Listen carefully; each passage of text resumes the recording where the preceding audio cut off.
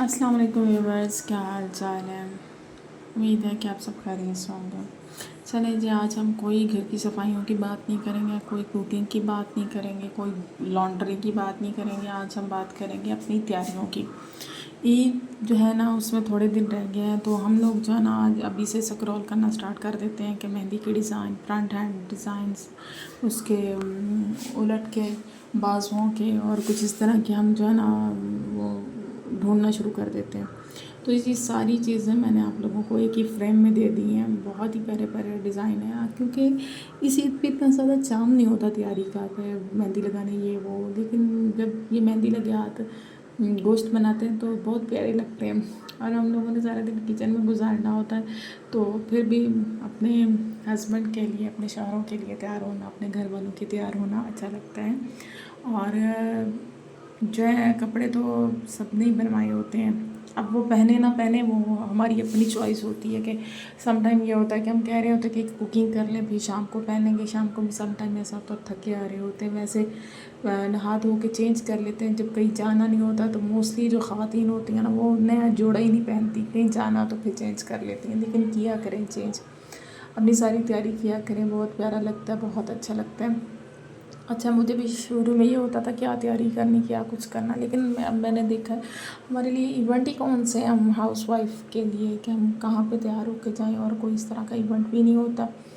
बहुत कम होते हैं बच्चों के साथ घर में, घरदारी में। और मेरे ख्याल में आजकल इतना ट्रेंड नहीं है कि हम किसी के घर में जाएं और बहुत ज़्यादा देर तक स्टे करें। जाना भी हुआ तो बस 1-2 घंटे के लिए जाना होता है, फिर आ जाना होता है। तो उसके लिए भी मुझे नहीं लगता था इतनी तगदो करनी पड़ती। और यहाँ फिर ये होता है कि हम किसी को इम्प्रेस करना चाह रहे होते हैं, किसी को कपड़े पहन पहन के दिखाना चाह रहे हैं, जलाना चाह रहे हैं, तो इस कंडीशन में तो आप जो मर्ज़ी कर लें।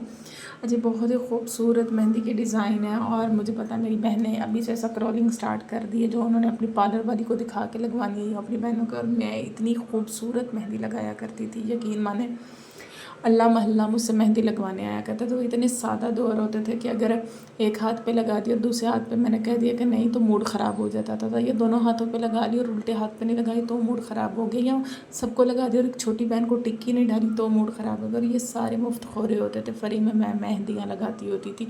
और आज मैं बहुत वो करती हूँ, मैंने कहा यार हम लोग शर्माई में, लिहाज में, मुरव्वत में हम लोग कितने मारे जाते हैं। वो लोग बहुत अच्छे होते हैं जो बिल्कुल लिहाज नहीं करते, बिल्कुल मुरव्वत नहीं करते, और उसके पैसे लेते हैं और वो गंदे गंदे से डिज़ाइन बना देते हैं। मुझे यकीन याद है कि मेरे 8th के बोर्ड के पेपर थे और मैं बोर्ड के पेपर किसी दूसरे स्कूल में देने गई, और वहाँ की जो सुपरवाइज़र होती थी जो उस टाइम पे, जो उसने मुझसे मेहंदी लगवाई, टीचरों ने मुझसे मेहंदी लगवाई। स्कूल में मैडम लगवाती होती थी, टीचर्स लगवाती होती थी, और क्लास फेलोज़ को लगानी। जब किसी की शादी होती थी, दुल्हन ने कहना कि मुझे बगल से स्टार्ट कर दो और सारी लगाओ, सारे जिस्म पे मेहंदी लगा दो। वो ये होता था ना, फ्री का सिस्टम होता था कि बंदा हाथ आया तो उसको बस अब जो है ना सारी मेहंदी हमने पूरी ज़िंदगी की आज ही लगवा लेनी है। उम्मीद करती हूँ आपको ये सारे ही डिज़ाइन बहुत अच्छे लगे होंगे, और मेरी बातें तो बहुत ही अच्छी लगी होंगी, क्योंकि बहुत जेन्युइन बातें होती हैं। इसके साथ इजाज़त दीजिए, अपना बहुत सारा ख्याल कीजिएगा। अल्लाह हाफिज़।